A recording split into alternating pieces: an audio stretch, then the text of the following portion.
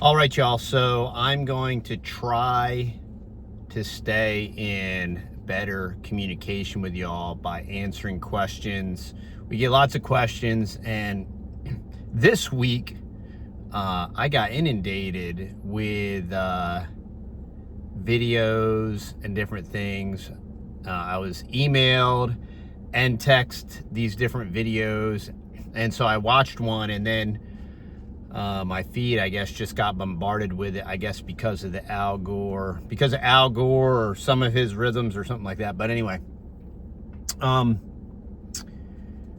there's all these folks on the internet talking about the rapture occurring in 2025, but not just in 2025, but September of 2025.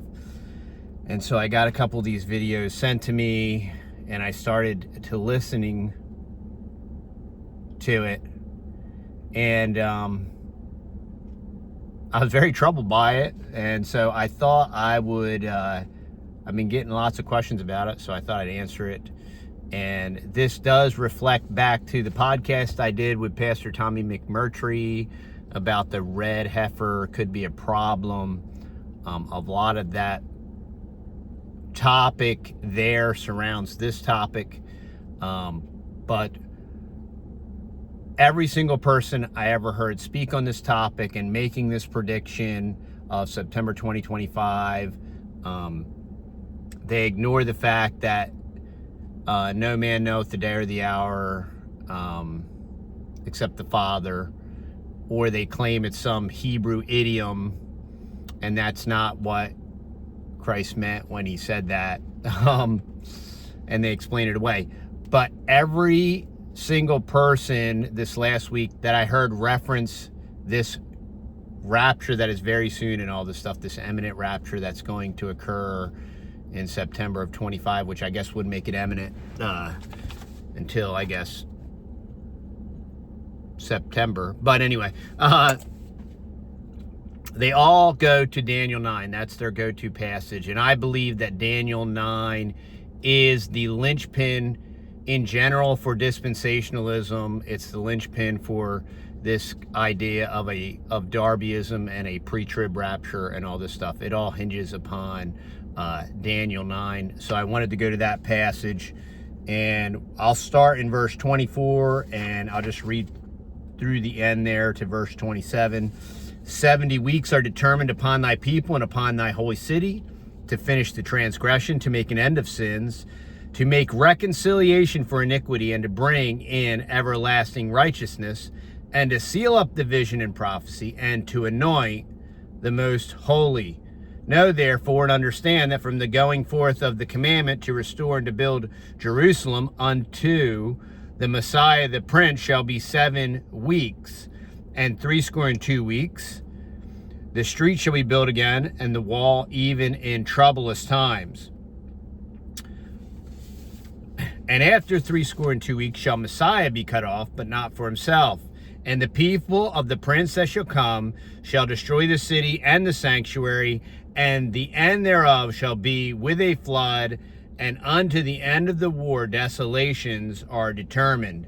And he shall confirm the covenant with many for 1 week, and in the midst of the week he shall cause the sacrifice and the oblation to cease, and for the overspreading of abominations he shall make it desolate, even until the consummation, and that determined shall be poured upon the desolate. So here we see this passage that is referenced and what is coming, and there are many problems with this passage when you project it into the future. And first and foremost, I want to point out that the 70 weeks of Daniel are consecutive. They all occurred consecutively.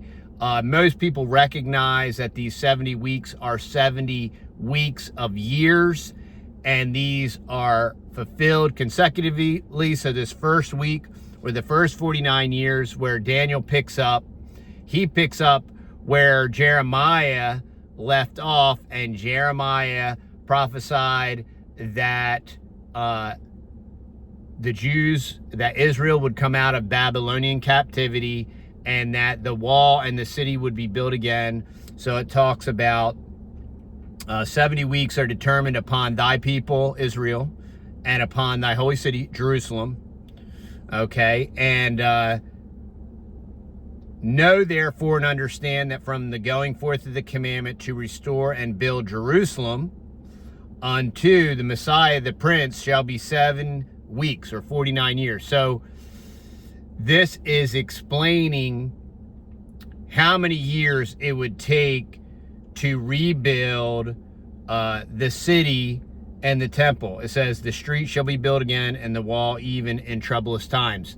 So this was the rebuilding of Jerusalem, the rebuilding of the temple that was prophesied in Jeremiah. Here the time frame is given. It's going to take 49 years. And why this is significant is immediately following that, the next segment of time is 62 weeks, which is 62 weeks, which if you multiply that by 7, that's 434 years. This is when Messiah, but after 62 weeks shall Messiah be cut off. So here in this prophecy, we have built into this prophecy the prophecy of the coming Messiah and when he would be cut off. And we all understand that Messiah was cut off at his death on the cross, right? It says that Messiah will be cut off, but not for himself. And the people of the prince that shall come shall destroy the city and the sanctuary, and their end thereof shall be with a flood, and unto the end of the war desolations are determined. So at the beginning of this prophecy, stemming from Jeremiah, we see that the city and the wall is going to be rebuilt and the temple is going to be rebuilt. So at this time, those things did not exist. Okay, they were not rebuilt. But then once we enter this second section of weeks, 62 weeks, we see that Messiah will be cut off, and the city and the sanctuary that when this was prophesied didn't exist, that would be destroyed. So here we see a future prophecy of a Messiah that's going to come, Jesus Christ the Messiah. He's going to be cut off, but not for himself. He's going to be cut off for the sins of his people, right? He's going to pay for he's going to atone for our sins, the sins of his people. And the city and the sanctuary are going to be destroyed. So how many times are the city and the sanctuary going to be destroyed? Because if you understand that from this dispensational idea that there's 69 weeks and then there's this 2,000 plus-ish, give or take 100 or 200 years, or maybe plus or minus, whatever is convenient. There's this huge gap. And then the 70th week is this sometime in the future, which is apparently going to be in September of 2025. That's arbitrarily picked out of nowhere. Well, it might have something to do with the Feast of Trumpets. But we see this consecutive prophecy being fulfilled. We see Messiah being cut off and dying and making the substitutionary atonement for his people, right? And the people of the prince that shall come shall destroy the city and the sanctuary, and the end thereof shall be with a flood, and unto the end of the war desolations are determined. So we know that this happened in 70 AD when Jerusalem was destroyed, when the temple was destroyed. Christ said there will not be one stone left upon another, right? So that happened in 70 AD. And this was prophesied here by Daniel in the 70 weeks of Daniel, and this was done, okay? And for more proof of that, we go down to verse 27, and he shall confirm the covenant with many for 1 week. So who is this he? We have to refer back to verse 26. The he in verse 27 is a reference to Messiah in verse 26, and he shall confirm the covenant with many for 1 week. A lot of people point to New Age Bible versions, and they say he's going to make a peace treaty, and they insert all these ideas and all these concepts into the scriptures that are not stated in the scriptures.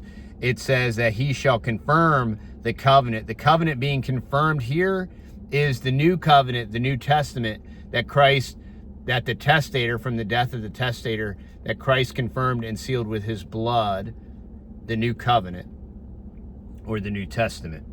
And in the midst, so he shall confirm the covenant, Christ will confirm the covenant, Messiah will confirm the covenant with many for 1 week, and in the midst of the week, he shall cause the sacrifice and oblation to cease.